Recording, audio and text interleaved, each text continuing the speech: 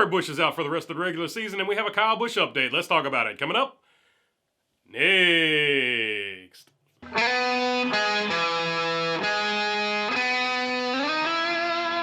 What's going on, everybody? Hope you're doing good today. All right, let's jump right into the quote from Kurt Busch. As much as I want to be back in the car, the time is still not right. Over the last few weeks, I've focused all my efforts on getting better.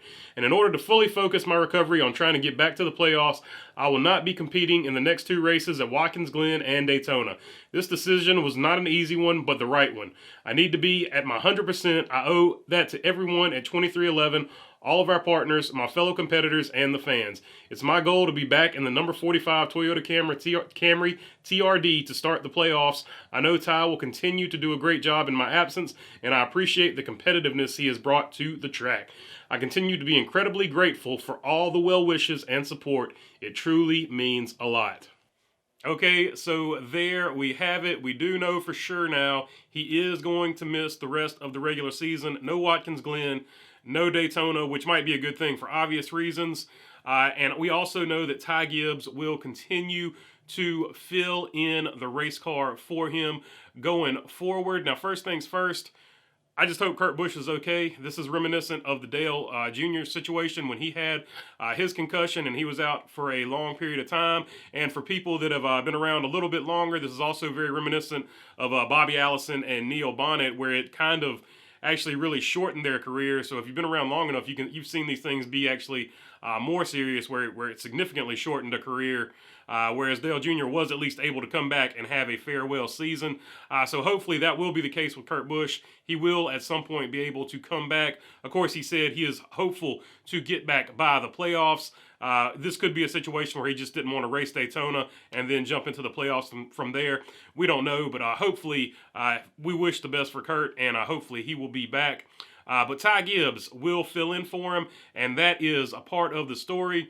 Of course, Joe Gibbs Racing, a top-notch organization, 23XI top-notch organization. I'm sure they are in talks with NASCAR to keep Ty Gibbs rookie eligible, because I'm pretty sure at this point he's going to have a good chance of running for Rookie of the Year probably next year. The Rookie of the Year is now a case-by-case basis. I'd stated earlier you only get 8 races, and typically that was the case as recently as Ryan Blaney in 2016 for Rookie of the Year.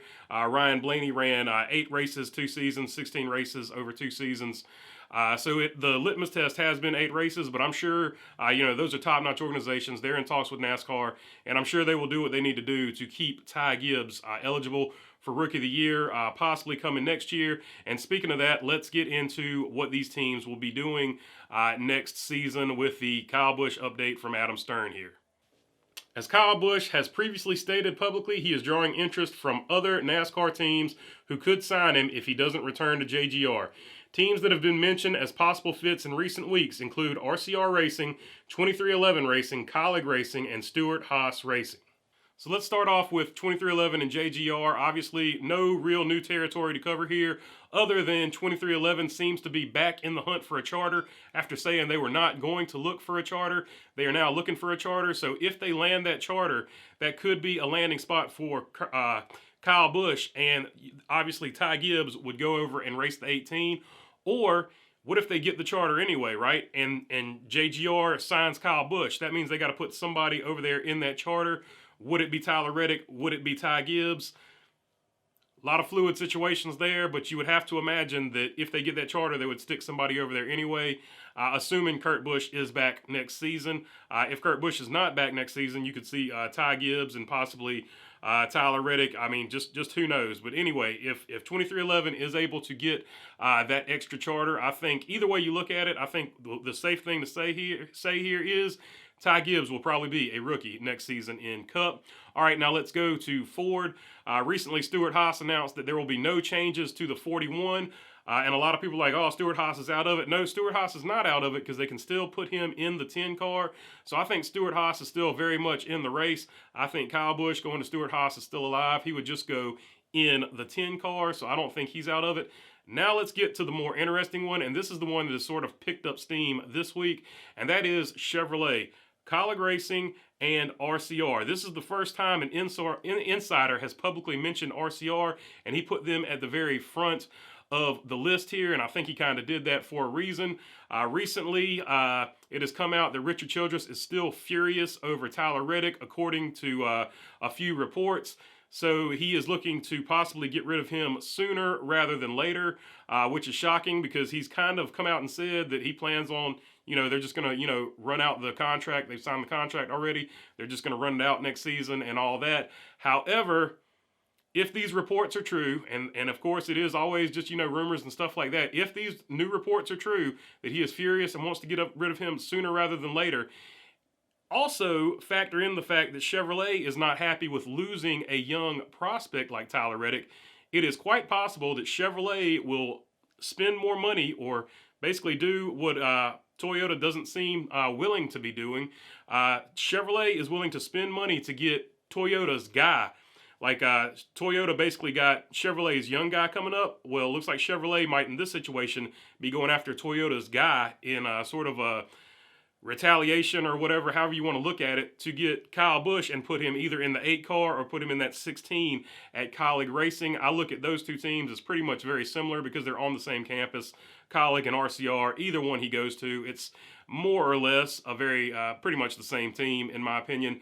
So very interesting that now Chevrolet has basically dipped its toe into the water, and they are aggressively, in my opinion, now probably seeking out to get Kyle Busch, sort of to answer Toyota for getting Tyler Reddick.